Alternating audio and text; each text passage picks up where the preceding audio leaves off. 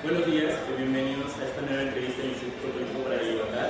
Esta vez con ocasión del 99 natalicio de Milton Friedman, una de las personalidades más destacadas en teoría económica y política del siglo XX. Esta mañana nos acompaña Guillermo Cabieces, quien es abogado y estudió en la Escuela de Chicago.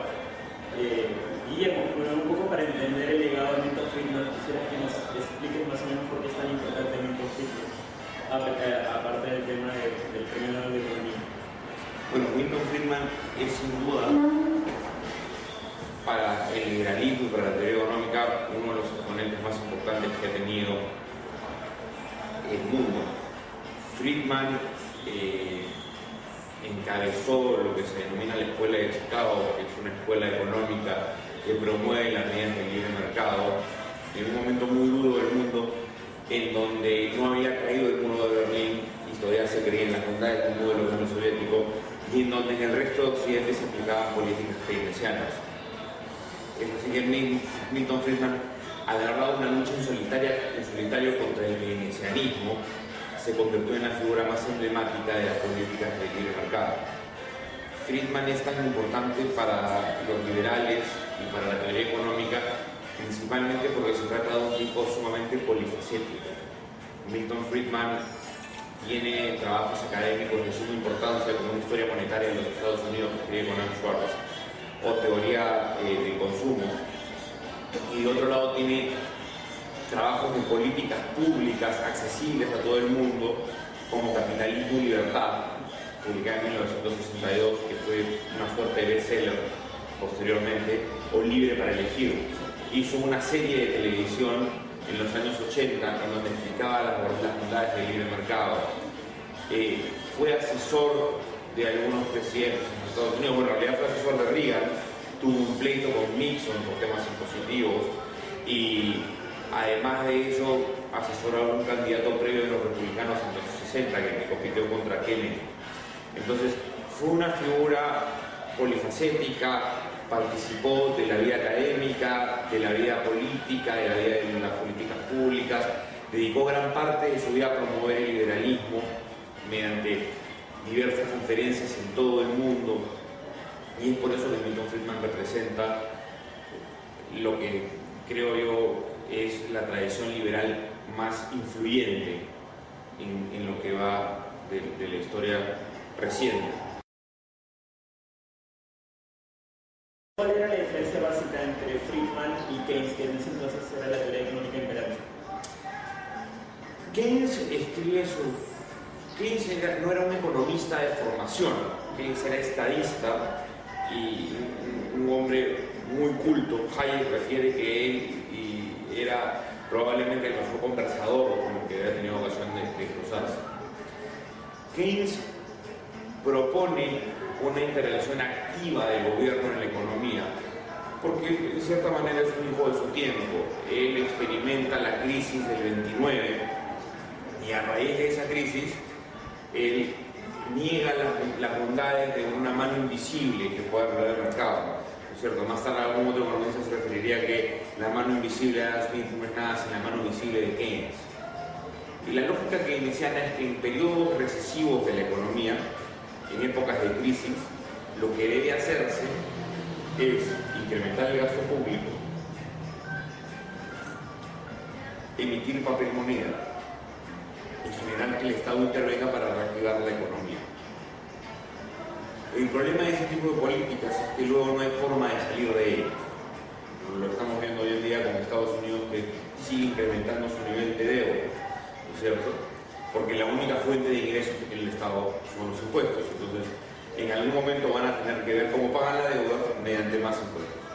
Friedman se opone a esa idea, se opone a la idea de que el Estado deba participar activamente en la economía.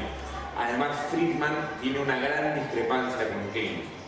Friedman cree que el dinero sí es una variable a considerar en la economía, cree que la política monetaria puede generar ciclos inflacionarios y recesivos. Keynes no toma esa variable como una importancia, y esa es la principal diferencia entre los keynesianos y los friedmanistas. Keynes era, como te digo, partidario de incremento en el gasto público. Para incrementar el gasto público uno puede hacer dos cosas. Una, cobrar más impuestos. En una época recesiva no puedes cobrar más impuestos porque la gente no tiene dinero. Lo que tienes que hacer es o endeudarte o generar más papel moneda, ¿cierto? Si generas más papel moneda, lo que dice Friedman que pasará es que tarde o temprano terminarás con una inflación.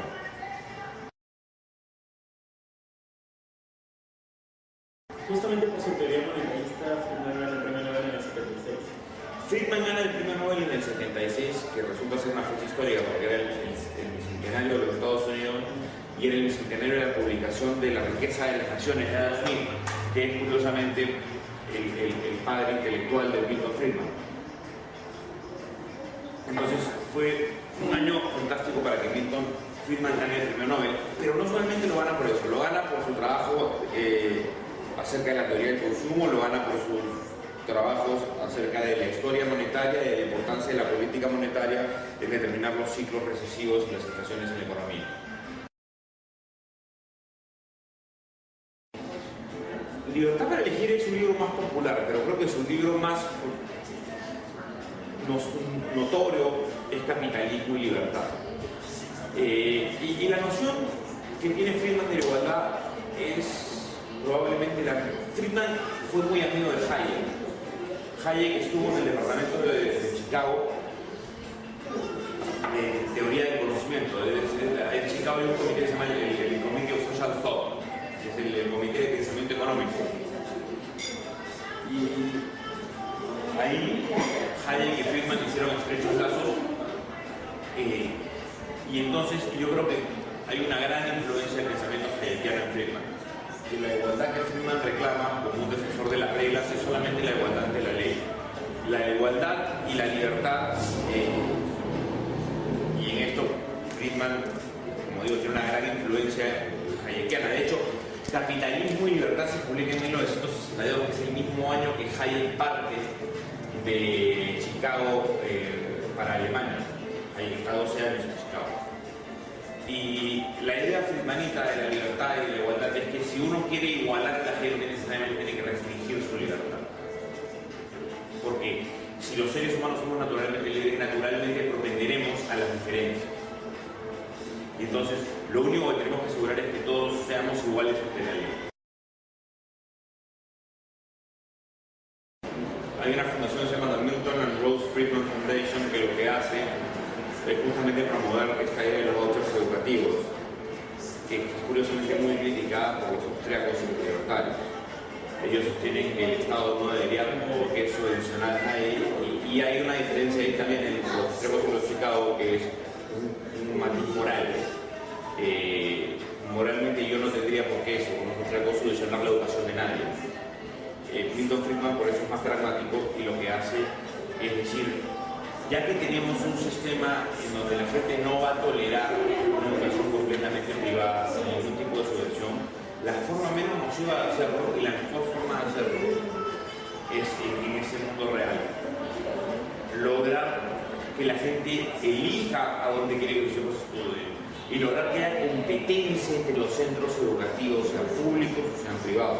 Y en realidad cree que esto terminará en centros privados solamente. ¿Y cuál es la idea? Porque ya no tendría sentido que si yo subvenciono vía voucher la educación de la gente, además tenga a nivel de Estado colegios. ¿Cuál es la idea friedmanita? Lo que hago es le emito un voucher a cada familia pobre, que hay que determinar que es pobreza. Y es todo un problema en la implementación de la idea friedmanita. No es tan fácil como cualquier implementación de política pública, pero la idea es muy buena y es lo que hago es le doy un voucher y esa persona elige a dónde puede llevar a su hijo con ese voucher. Entonces, él podría imaginarnos una persona pobre por tener un voucher que equivale a 100 y el colegio podría costar 200. Yo podría dar ese voucher más 100 de su dinero y mandar a su hijo a una escuela privada que él considere buena. Como esto sucede, se incrementa la demanda por servicios educativos. Y el incremento en la demanda lo que genera es más oferta, ¿cierto? Y más oferta de calidad, porque la gente está compitiendo para traer esos recursos. Hoy en día las escuelas estatales no tienen un problema de competencia en el fondo, porque al final del día la gente no tiene otra alternativa que asistir a la escuela que hay en ese lugar. ¿Cuál es el papel de Ross Friedman cuando uno compra Libertad para elegir, que lo escribió no solo Milton, sino su esposa, Ross Friedman? ¿Cuál es el papel de su esposa dentro de la vida de Milton? Yo creo que Rose tuvo un papel muy importante no solamente Rose, la familia de Rose Director tuvieron un papel muy importante en la vida de Milton Friedman y en la conversión, no se llamaba conversión, sino en el desarrollo intelectual de Milton Friedman hacia el liberalismo. Rose Director y Milton Friedman se conocen en el año 32, más o menos, cuando Milton Friedman ingresa a la Universidad de Chicago para hacer su maestría. Es curioso, pero en esa época la gente se sentaba en orden alfabético en las clases. Y Rose Director se sentaba, empieza con de hecho, Milton Friedman, que empezaba con F, las clases eran muy numerosas. Se sentaban juntos en el seminario de economía de Jacob Weimer, que es uno de los economistas más famosos que tuvo la escuela de Chicago, uno de los más implacables además. Y entonces ahí se conocieron y surgió el romance, se casaron en el año 38. Pero sucede que Rose Director era hermana de Aaron Director. Aaron Director es uno de los economistas más influyentes que ha tenido la Universidad de Chicago, que lamentablemente no dejó mucha obra escrita, pero que la gente recuerda casi como un personaje socrático. Se cuenta que Aaron Director, George Stigler cuenta que las tesis más brillantes de cada uno de los economistas que conoce son ideas de pasillo de Aaron Director. Aaron Director iba con la gente, conversaba, le daba ideas brillantes y estas personas escribían esas ideas y Aaron Director era solamente el generador de ellas. Él era muy libertario. Él es el creador de lo que se llama hoy día non-economics o análisis económico del derecho, antes de Coase. Y entonces Aaron Director, que fue cuñado de Milton, tiene una gran influencia intelectual sobre él y lo presenta al grupo que va a la Unión Pelerán en 1947. La primera sesión de la Unión Pelerán está ahí Friedman, que aún era un profesor relativamente desconocido, tenía un año en la Universidad de Chicago, con George Stigler, que aún no entró en la Universidad de Chicago, y Aaron Director los recomienda para que sean invitados. Y es probablemente él quien le haya presentado a Hayek. Y fue, yo creo, su influencia liberal más notoria. Ahora, lo curioso además es que esto se da en un momento histórico muy importante, porque Rusia comunista, la Unión de las Repúblicas Soviéticas, aún existía. Entonces uno tenía, por así decirlo, un modelo cerrado respecto al cual la gente no tenía mayor conocimiento, porque el muro de Berlín no se impedía ver más allá, uno no sabía qué pasaba realmente en Rusia. Solamente sabía que estaba en una carrera de competencia con Estados Unidos, en donde hasta un determinado momento en la historia de los 70 estuvo más o menos pareja. Y luego de eso tenía dentro del campo académico políticas keynesianas que se habían establecido a raíz del New Deal de Franklin Delano Roosevelt, y que en ese momento en el mundo todo el mundo creía en las políticas keynesianas. Entonces Friedman luchó contra esos dos males, el comunismo y el keynesianismo. Sé además que Capitalismo y Libertad era un libro prohibido en la Unión de Repúblicas Soviéticas y que se vendía en el mercado negro. Entonces, hay mucha gente que leyó a Milton Friedman estando en la Unión de Repúblicas Soviéticas y probablemente la gente se vio influenciada por sus ideas.